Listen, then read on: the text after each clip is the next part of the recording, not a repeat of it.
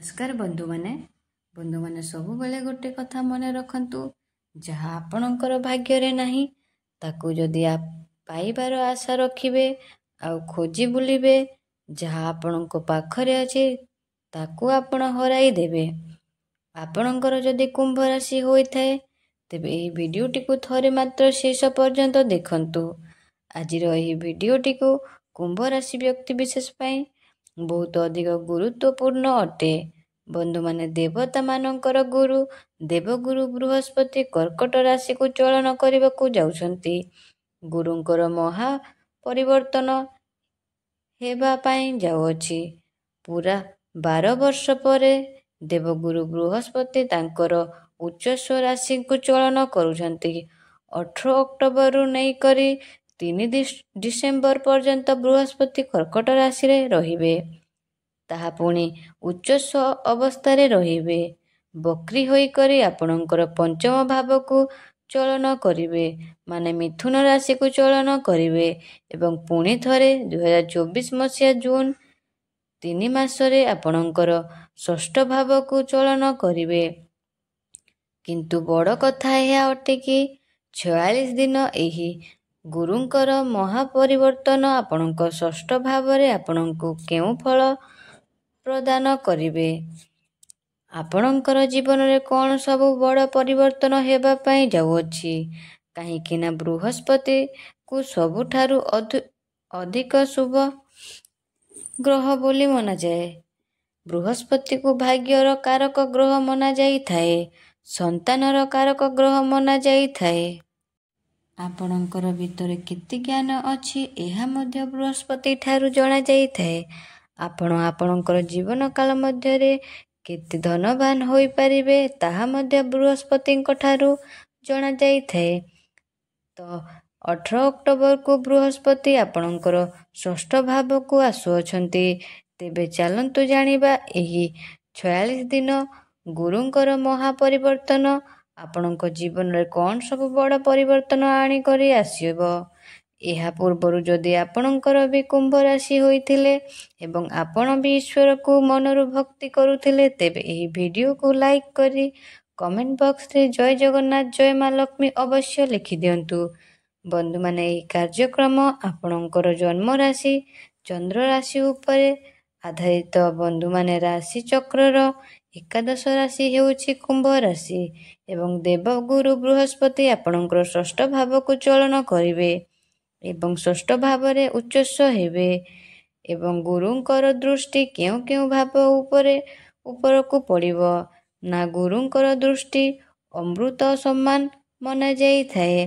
बृहस्पतिंकर दृष्टि आपणकर दशम भाव रे आपणकर द्वादश भाव रे एवं आपणकर द्वितीय भाव रे माने धन भाव ऊपर को रहिबो एवं आपणकर राशि पाई द्वितीय भाव एवं एकादश भाव स्वामी करी षष्ठ भाव रे विराजमान अछंती। ताहा पुणी उच्चस्व अवस्था रे अछंती। षष्ठ भाव को कुंडली रे रोग ऋण शत्रु एवं समस्त कंपटीशन मना जाई थाए। गुरुंकर एही महापरिवर्तन एमानंक पाई सबुठारु अधिक भल रहिबो। जे माने विदेश रे रही कोनोसी काम कार्य करूछंती, जे माने इम्पोर्ट एक्सपोर्ट रो काम करूछंती, वैदेशिक कार्य गति रे आपनको यथेष्ट सफलता प्राप्ति हेबो। एही 46 दिन मध्य रे आपण बहुत अधिक यात्रा करि पारंती। एही समय रे आपण धार्मिक स्थान को यात्रा करि पारंती। एही समय रे किछि एमिति हबो आपणक जहा सांगरे आपणक संपर्क भांगी जाइतिला बहुत लंबा समय धरी आपण जहा सहित कथा हेउ नथिले सेही परि व्यक्ति आपणको मिली पारंती। देखंतु बृहस्पति आपणकर षष्ठ भाव रे उच्चस्व हेउछंती माने षष्ठ भाव एक्टिव हेबा को जाउअछि। एठारे आपण किछि लोन नै पारंती। पूर्वरु जदि किछि आपण लोन नेबा को चाहुथिले आपणकर पाठ पढ़ा को नै हेउ कोनोसी जानवाहन करबा को हेउ जदि आपण लोन किछि नेबा को चाहुथिले तो एही 46 दिन मध्य रे आपण नै परिबे। किंबा जे कुंभ राशि रो व्यक्ति विशेष मानकर जीवन रे किछि करज समस्या थिला କିଛି କୋର୍ଟ କଚେରୀକୁ ନେଇ କିଛି ସମସ୍ୟା ଚାଲିଥିଲା, ତାହା ସବୁ ଦୂର ହୋଇଯିବ। ସମସ୍ତ କରଜରୁ ଆପଣଙ୍କୁ ମୁକ୍ତି ମିଳିଯିବ। ତେବେ ଗୁରୁଙ୍କର ଦୃଷ୍ଟି ଆପଣଙ୍କର ଦଶମ ଭାବ ଉପରେ ପଡ଼ୁଅଛି। ଦଶମ ଭାବ ଆପଣଙ୍କର କ୍ୟାରିୟର ଭାବ ହୋଇଥାଏ। ଏହି 46 ଦିନ ମଧ୍ୟରେ ଆପଣଙ୍କର କ୍ୟାରିୟରରେ କିଛି ନା କିଛି ବଡ଼ ପରିବର୍ତ୍ତନ ଅବଶ୍ୟ ଘଟିବାକୁ ଯାଉଅଛି। ହୁଏତ ଆପଣଙ୍କର ପ୍ରମୋସନ୍ ହୋଇପାରେ କିମ୍ବା ଆପଣଙ୍କ କର୍ମକ୍ଷେତ୍ରରେ ଟ୍ରାନ୍ସଫର ହୋଇପାରେ। ଆପଣଙ୍କର କ୍ୟାରିୟରରେ ଉନ୍ନତି ପ୍ରଗତି ଦେଖିବାକୁ ମିଳିବ।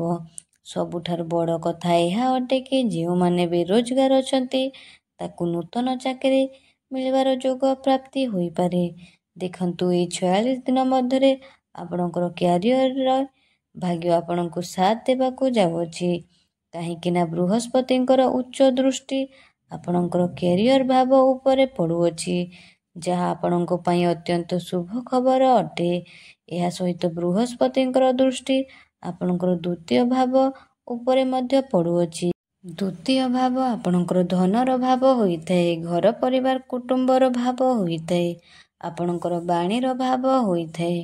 ଦ୍ୱିତୀୟ ଭାବରେ ଦେଖିବାର ମାନେ ହେଲା ଏହି ସମୟରେ ଆପଣଙ୍କର ବ୍ୟାଙ୍କ ବାଲାନ୍ସ ଆକ୍ଟିଭ ହେବାକୁ ଯାଉଅଛି। ଧନଜନିତ ସମସ୍ୟାରୁ ଆପଣଙ୍କୁ ମୁକ୍ତି ମିଳିବ ଏବଂ ଗୁରୁଙ୍କର ଦୃଷ୍ଟି ଆପଣଙ୍କର ଦ୍ୱାଦଶ ଭାବକୁ ପଡ଼ୁଅଛି। ଦ୍ୱାଦଶ ଭାବ ଲୋନର ଭାବ ହୋଇଥାଏ, ହସ୍ପିଟାଲର ଭାବ ହୋଇଥାଏ, ଖର୍ଚ୍ଚର ଭାବ ହୋଇଥାଏ। ଏକାଦଶ ଭାବ ଲାଭର ଭାବ ହୋଇଥାଏ ଏବଂ ଦ୍ୱାଦଶ ଭାବ ଖର୍ଚ୍ଚର ଭାବ ହୋଇଥାଏ। ଏହି ସମୟରେ କିଛି ପଇସା ଧର୍ମ କାର୍ଯ୍ୟରେ ଖର୍ଚ୍ଚ ହୋଇପାରେ। ଦେଖନ୍ତୁ, ଏହି ସମୟରେ ବୃହସ୍ପତି ଦ୍ୱାଦଶ ଭାବ ଉପରେ ରହୁଥିବାରୁ ବେଳେ ଦ୍ୱିତୀୟ ଭାବ ଉପରେ ମଧ୍ୟ ରହୁଛନ୍ତି। ଏହି ସମୟରେ ଧନ ମଧ୍ୟ ପ୍ରାପ୍ତି ହେବ। ଏହା ସହିତ କିଛି କିଛି ଖର୍ଚ୍ଚ ମଧ୍ୟ ହୋଇପାରେ। ଏହି ସମୟରେ ଆପଣଙ୍କର ଗୃହରେ କିଛି ଶୁଭ ମାଙ୍ଗଳିକ କାର୍ଯ୍ୟର ଆୟୋଜନ ମଧ୍ୟ ହୋଇପାରେ, କାହିଁକି ନା ପୁରା 12 ବର୍ଷ ପରେ ଗୁରୁ ଉଚ୍ଚସ୍ୱ ହେବାକୁ ଯାଉଛନ୍ତି ଏବଂ ଯେଉଁ ପିଲାମାନଙ୍କର ବିବାହ ବୟସ ହୋଇଯାଇଛି ସେମାନଙ୍କର ଘରକୁ ବିବାହ ପ୍ରସ୍ତାବ ମଧ୍ୟ ଆସିପାରେ। ଏବଂ ଦ୍ୱିତୀୟ ଭାବ ଆପଣଙ୍କର ବାଣୀର ଭାବ ହୋଇଥାଏ। ଏହି ସମୟରେ ବାଣୀରେ ମଧୁରତା ଆସିବ। ଘର ପରିବାରରେ ପୂର୍ବରୁ କିଛି ସମସ୍ୟା ଥିଲା, ତାହା ଦୂର ହୋଇଯିବ। ମୋଟାମୋଟି ଦେଖିବାକୁ ଗଲେ ବୃହସ୍ପତିଙ୍କର ଏହି ମହାପରିବର୍ତ୍ତନ କୁମ୍ଭ ରାଶି ବ୍ୟକ୍ତିବିଶେଷମାନଙ୍କ ପାଇଁ ଅତ୍ୟନ୍ତ ଶୁଭ ଅଟେ। ଖାଲି ଟିକେ ଆପଣଙ୍କର ଖର୍ଚ୍ଚ ହୋଇପାରେ। ତ ବନ୍ଧୁମାନେ, ଆଶା କରୁଛି ଆପଣମାନଙ୍କୁ ଏହି ଭିଡ଼ିଓଟା ଭଲ ଲାଗିଥିବ। ଯଦି ଭଲ ଲାଗିଥିଲେ କମେଣ୍ଟ ବକ୍ସରେ ଜୟ ମା ଲକ୍ଷ୍ମୀ, ଜୟ ଜଗନ୍ନାଥ ଅବଶ୍ୟ ଲେଖିଦେବେ ଏବଂ ଚ୍ୟାନେଲଟିକୁ ସବସ୍କ୍ରାଇବ୍ ମଧ୍ୟ କରିଦେବେ। ଧନ୍ୟବାଦ।